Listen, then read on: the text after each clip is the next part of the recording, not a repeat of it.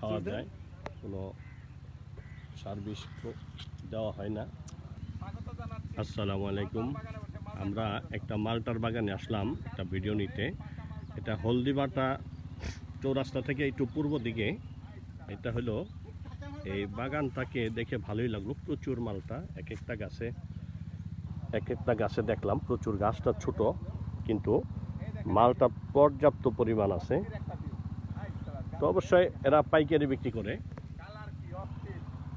পাইকারি বিক্রি করার জন্য এখানে অবশ্যই আপনারা যোগাযোগ করতে পারেন। প্রয়োজনে আমি নাম্বার দিয়ে দেব।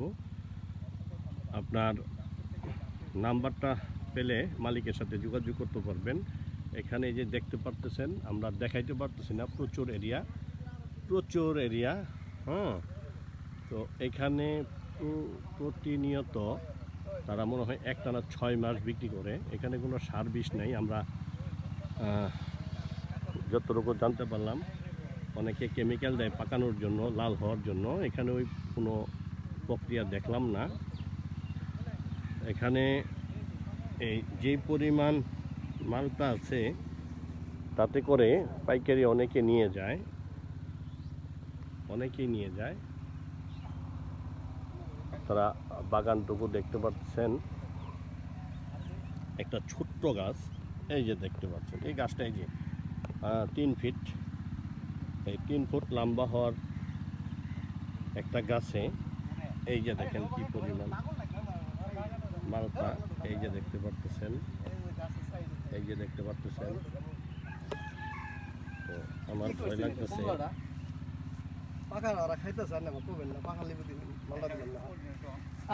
এখানে হইলো এই যে আমরা বাগানের মালিককে দেখাবো, একটু পরে তার সাক্ষাৎকার নিব।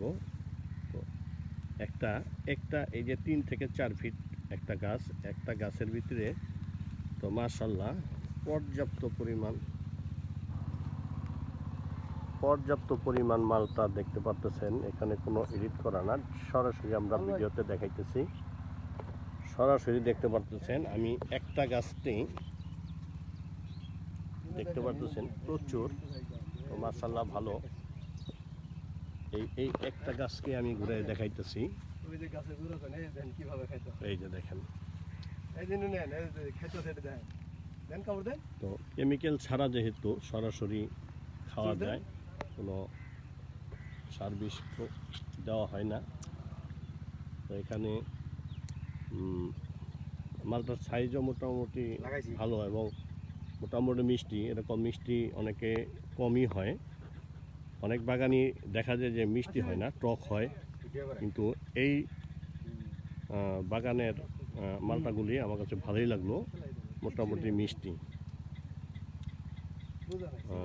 চ্যানেলটিকে সবাই লাইক কমেন্ট করবেন, সাবস্ক্রাইব করবেন। ধন্যবাদ।